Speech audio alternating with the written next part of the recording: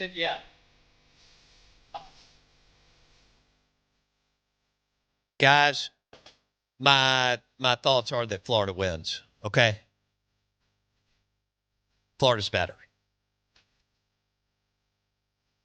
but and they've got a couple of quarterbacks that can play. But they're in such disarray, and I just told you about their travel schedule. I don't, I just what is their when toe meets leather at 11 a.m. Are they going to give a damn? Then the flip side is, can Levy get the offense going? Your defense is not going to be good. So that's the deal. I mean, we can overthink it as guys. We really like to do that with sports. If y'all are going to throw some wings on the grill this afternoon, and y'all can call me, I'll come over. And we're chewing the fat and talking Florida Gators at Mississippi State. Florida is better, and they're a lot better as far as athletes and talent. But they're in total disarray. Mississippi State is god-awful on the defensive side of the football. Not every single player, but as collect, okay? Offense, they've got some stuff to them. Now, they don't have a P4 running back, and I don't know what to tell Jeff Levy. You can't run the football, so it's time to just take it out. Do a bunch of, eye candy and whatever, and just throw it. And maybe some jet sweeps and stuff. I don't know if you run Creed to – I don't know if you give Creed an opportunity at running back or someone, just an athlete. I don't know. You don't have a P4 running back, and you have yet to prove that you can create a little bit of space too. Blake Shapen is better than what he proved last weekend. He held the ball too long. Pro Football Focus was right when they started this 10 years ago. The overwhelming majority of sacks, day in, day out, college level, NFL level, are on the QB. Blake's better than that. He's a hell of a football player. Levy's better than what he gave you last weekend as far as play calling, scheming, and so on. 8 yards in the first quarter, unacceptable. So I don't know what you're going to get. Florida's going to stay in Tuscaloosa? What the hell is that going to look like? So there's a lot going on. Neither team is good. Florida has more talent. But Shapen is capable, if Levy and Shapen get going, of making this a ball game. All right? We welcome in Steve Robertson. Gene, his board has been nuts, and I think it's a good thing. You got to let people do what they want to do. Gene'sPage.com, 247 Sports, the Boneyard Podcast. Steve joins us on the Farm Bureau Insurance guest line, and it is brought to you by two brothers in the Cotton District and their amazing wings. Older brother, their new high-end bistro that they opened with the amazing Reuben and Muffaletta. And we'll throw in Big E's, my buddy's new steakhouse over there by OOB's, and I had a ribeye there last Friday night. And, yes, I'm going to Starkville, and I'm going to have fun because I love my alma mater and my kids are having fun up at school. We welcome in Steve Robertson. Steve, so this is an interesting deal. You got a Florida team that's in disarray, and they know their coach is going to get fired. And then you got a Mississippi State team that's in a massive, massive rebuild. And, I think it's Florida staying in Tuscaloosa, from what I've gathered, is kind of weird, and I don't think they're going to be interested in the game anyway. Ole Miss is staying in Tupelo, as you know. Evidently, there's not a hotel anymore that can maybe house an SEC team. Maybe you know more about that. But if what I was told now 3 times, that the Gators are staying in Tuscaloosa, and that sounds like a miserable bus trip on Saturday morning for a team that knows they're not going anywhere and their coach is getting fired. How do you think that could impact this weekend, Steve Robertson? Well, I tell you what's interesting. Every week I transcribe the opposing coach's press conference, and Billy Napier did not get a single question about Mississippi State yesterday. I mean, the whole thing starts, has there been any discussions with you about your future? What do you anticipate, that kind of stuff? I mean, so the entire press conference was about Billy Napier. Now, he tried to redirect it a little bit and talk about Mississippi State and say, hey, we're transitioning to this, but people just aren't interested in that, and so it's curious to see how they're going to handle this. Of course, they got athletes in Florida, but they do. I mean, the talent differential certainly favors them, but you just wonder, how engaged are they going to be? Now, they got down last week and kind of battled back a little bit. in the second half of that ball game. But based on what you've seen from Mississippi State the last couple of weeks, I mean, there's probably some people in Florida say, hey, if nothing else, we can go get a win down there and maybe turn this thing around, give ourselves, a little more time to right the ship. But, it's concerning. And you make some good points, too. I mean, Blake's a good quarterback, and, a lot of these issues start up front with the offensive line. But, and so you find the right five, you can keep him upright. I think you can make some plays with them. But also, in addition to that, we knew this running back room was going to be very challenged. We knew that. And I think it's even worse than we anticipated. The most explosive guy you have is Xavier Gayton, and he's a true freshman, but you've got some guys that are constantly running up the backside of offensive linemen, can't see the holes, the vision's a little bit questionable. But, anything could happen in these ball games. I mean, a distracted team is not a good team, but they could also be a dangerous team because Billy Napier is fighting for his job out there, and so, we'll see what happens. Somebody's got to get a win this weekend, though. That's right. You got 2-1 teams. The whole thing with Florida is their schedule has kind of gone to script, right? I mean, we expected them to struggle against Miami, thought they'd beat Samford, thought the A&M game was a bit of a toss-up, and said, hey, they could be 1-2 coming to Starkville. And so if State's in this ballgame 2-1, 3-0, you feel like State's got a chance to get a big win. And that just hadn't been the case. I mean, State has not played well the last 2 weeks, and it's not just about the defense. Offensively, as you mentioned, 8 yards in the first quarter. We knew that this defense is going to struggle to get stops, but we thought this offense was going to be able to score. I still think they have the ability to do that, but you're going to have to get something going in the running game, and you're going to have to do a better job. Giving up 5 sacks against Toledo is just completely unacceptable. Steve Robertson, genespage.com, 247 Sports. Well, I thought he framed it up in a good way there. I know it's hard to wrap your brain around, but one of these teams has to win.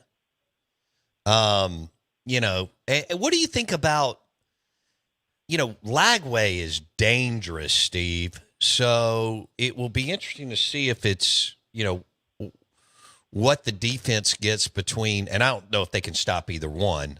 Because again, I don't know if they can stop. I don't think they can stop a nosebleed, but Mertz or Lagway, or is it pick your poison, or does it matter, Steve? Well, I think that's interesting too. Napier said on Monday that they expect to kind of employ the 2 quarterback system again this week. And so I think Graham Mertz obviously is a guy that was talented last year. He didn't win a lot of big games, but he put up some big numbers and one of the most accomplished passers in the conference returning this year. And then he gets a little bit banged up. Lagway's a little better athlete, I guess. He makes that offense a little more dynamic, but. It's just interesting to me that, it's like, hey, we want to put Lagway in there just so we can kind of give Mertz some time off. And now it's like, well, hey, we're going to go back to and run a 2 quarterback system. And if we've seen in the past, the 2 quarterback system rarely ever works. But, with this Mississippi State run defense, I mean, I don't know why if you don't go with Lagway just to kind of give that more dynamic, rather than just kind of sit back there and throw it around. Just line up and run the football. I mean, if I was playing Mississippi State this weekend, I would maybe throw it on 3rd down or just enough to keep you honest. But, we're going to line up and run the football because that defensive line, that front 7 is not really shown an ability to stop the run. Okay, 5.5 points. Totals 57.5. Let's go back to the offense because I don't think the defense is going to have any answers. I still have a lot of confidence in Levy and Shapen. They can't run the ball. So, I don't know lots of pre-snap motion, some eye candy, maybe some jet sweeps and stuff like that. But you got to throw the ball. I think you got to get the ball out of Blake's hand quick and get them going and get them comfortable. How do you see it on the offensive side? Yeah, I think a lot of it's got to, boil down to the situation of Jeff Levy has got to find a way to get this team going. And I guess that's the thing that probably was so frustrating to me is like really the last 2 weeks. I go back to what Levy's done, at Central Florida and Ole Miss and at Oklahoma, is that he's a guy that has initially scored on the first couple of drives, right? I mean, it's like he comes in, we get some things going, you script some things out, you run some tempo, you get in the end zone, you get an early lead, and then, you have some separation in the ball game. And that just hadn't happened since week one. You mentioned the struggles at Arizona State. They're even worse last week against a team that has inferior talent, and so Levy's system is going to work. It always has wherever he's been. He doesn't have the personnel, I think, that probably he needs to kind of get things going. But that can't be an excuse. You have got to figure this thing out. You've got to figure out, based on the talent that you have available, what can I do to put points on the scoreboard? Mm-hmm. And Jeff Levy is smart enough to do that. There'll be some things they can do schematically or alignment-wise. I think the skill position guys outside of the running back are very, very good. I think this wide receiver room has proven to be as good as advertised, and the tight end room has been really good too. Sadhu had a couple drops early, but a really good week last week, 5 catches, and so you got to take what you got, you got to formulate a plan, and you got to go get some wins.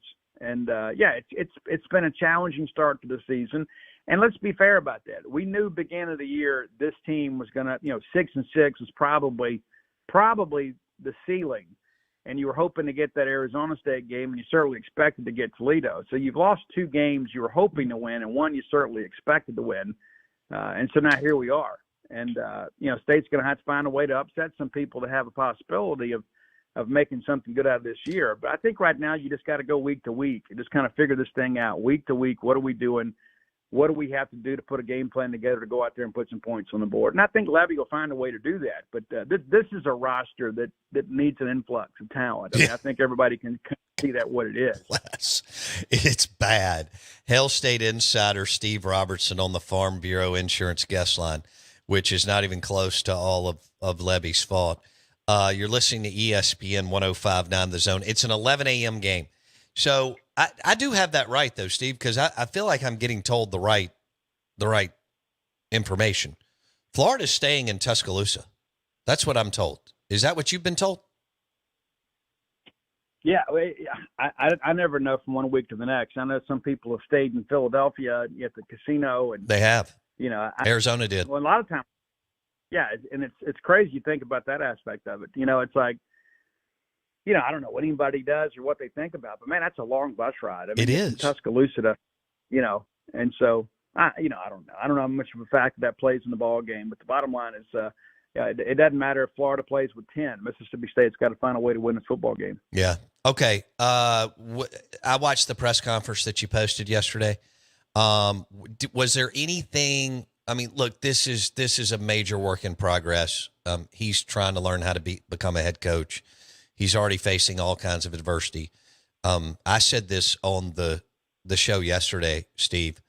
Fans are going to have to lock in. You got to give Levy some time.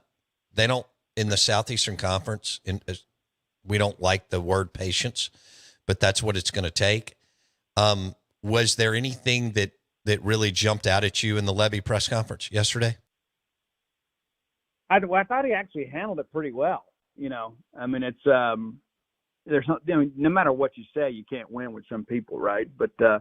I thought, number one, I thought the questions were good, and I thought the answers were good. And it did, there's always going to be an element of coach speaking in every press conference, unless Mike Leach is conducting it. But yeah, I thought Jeff handled it well, and I thought the questions Saturday night and especially yesterday were really good.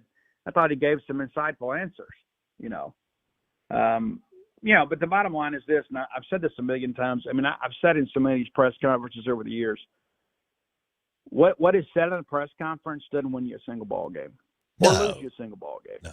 It doesn't. Everybody wants to, well, what did he have to say? And listen, we go cover it for a reason, right? I mean, you want to know, you want to get availability reports and kind of get a little bit of a scouting report and things like that. But it's like there's a lot of people that win the press conference and lose a ball game, and I would rather the reverse of that, right? I don't care if you go in there and have a tremendously terrible press conference. If you win the ball game, you can kind of tolerate all that stuff. But I don't get too caught up in all that stuff, But it's not about what you say; it's about what you do, and I think Jeff Levy understands that. And my interactions with Jeff have been very, very good, and I don't get the sense there's any panic within the building.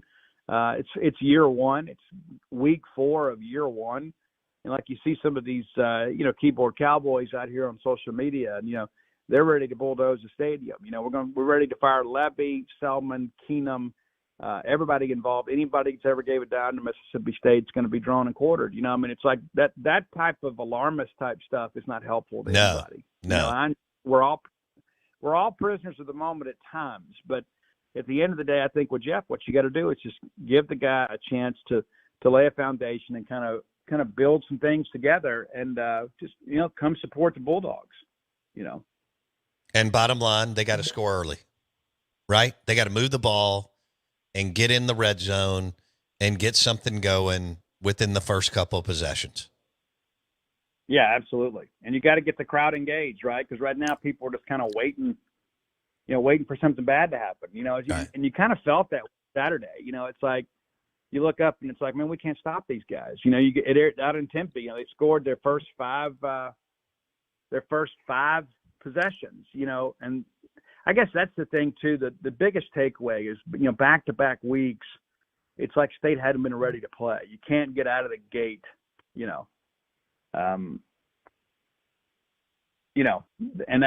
that's probably the biggest surprise to me, especially offensively, you know, because Jeff is such a good offensive mind, you know, that he wouldn't find some things they could exploit and kind of script some things out, and then here we go. That's the reality of that. But it's not just on the defense, right? I mean, you know, you got to get points on the board. I mean, it's a team game, you know, and the defense hasn't been great, but when they do go out there and get you a stop early in the first quarter, you got to go put points on the board, and State did. And the next thing you know, it's just like I think the difference was it was 30-3 at Tempe, but 28-3 against Toledo. You know, the hole's the hole. You know, the 2 points are insignificant. You know, and that's what's got to change. The State's got to come out with some purpose and some intention on both sides of the football. And you know, it's so much easier to play defense when you're playing ahead. You know, when you're constantly chasing the game, it's tough. And the offense has kind of put the defense in some bad situations in that regard. All right, we're going to let you go. And you and I will be in the stadium at 11 a.m. or before on Saturday, and we'll see how this thing plays out. I appreciate you, Steve. Thanks, man. Hey, bud. Steve Robertson, genespage.com, 247 Sports, on the Out of Bounds show. Not supporting the program, not supporting NIL is not the way to go. But, you know, you've seen a lot of those posts on Gene's page or Six Pack, and that's a defeatist mentality. Hey, do we have the unbelievable Hall of Fame audio, which is, let's say, brought to you by Martin's in Livingston and their amazing wings and blue plates? Martin's in Livingston now, 2 locations, Martin's downtown, Martin's in Livingston. Michael Bratton talked about whether he was getting married. He has been living with someone for 9 years. Yeah, I'm not single, but I'm not married either, if you know what I mean. So I'm kicking that can down the road, going on about 9 years now, and damn, that's a conversation every Thanksgiving with the family. Trust me. Wow. Do y'all live together? Oh yeah, basically the whole time. Okay, so Jackson, my producer, his girlfriend just moved in last week, and he's going full-blown domesticated here. In fact, they bought a rug over the weekend. So a lot of times, you know what's next after that. So, yep. Do you have any advice for him now that he went and bought a rug on a Saturday during football season? Yeah, just don't give in to, you know, tears and you know, family pitches to get that ring and everything of that nature. I mean, it's tough, but I have become numb to tears of my woman. So I'm just against the whole thing, to be perfectly honest with you. God. Numb to tears from my woman. That's like man, that's tough. That is unbelievable. Cold-hearted. It's glorious and delicious too, though, for radio and for podcasts. Cut and dry, baby. Wow. It is what it is. Numb to tears. Hey, look, ain't got time for all that. It's like a David Bowie song. It's very poetic.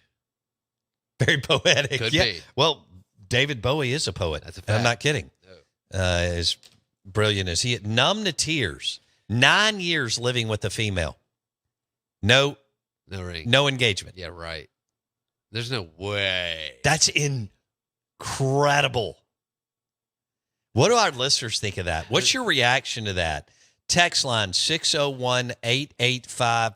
601-885-3776. Who's to say more about? Both. Right. The fact that he's They're held still the there. line, Right. and she's she still stayed. living with him, and she has stayed. I mean, this is stuff for a Netflix documentary No, like, what are you? or show series. That's a long time. That is a long time. 9 years living together, no ring. It's fine. I don't care what you do. Absolutely. Do what you want. Do what you want. You want to stay single your whole life? I think that's great. For You don't want to sure. get married? I think that's great. You want to get married in your 20s? Whatever. Wouldn't recommend it, but that sounds fine. You know, I'll let the prudes and the judgmental moralists think that they know what everybody's supposed to be doing. But And come on. Not, that is, Man. think about the resilience meter. That's the what I'm telling you. resilience factor of him Huge. being able to never have to go by and get a ring and get on a knee. He's never folded. He's never, Kenny Rogers would be so impressed. Dog. I mean, this is. I mean, even Derek Jeter took the fall. He did. 20 eventually. years. That's right. I mean, he was the biggest bachelor in New York, legendary for all the different women that he did. I guess the only one that's in this space is Leonardo DiCaprio, Well, huh? right? Because he's never been married. That's right. And he's been famous and had money for about 25 to 27, 28 years now. That's Michael Bratton. He hosts That SEC podcast out of Nashville, and he says he's numb to tears. That's impressive. That may be the theme of this show, is we have to cover Hell State football this fall. At least we've got Ole Miss and the Saints that are winning. Are the Saints going to continue to do this? God, it would make my job really, really good. Hey, thanks for listening to the show. If you missed anything, we're on Apple Podcast or Spotify. Search Out of Bounds with Bo Bounds. Love you. See you tomorrow.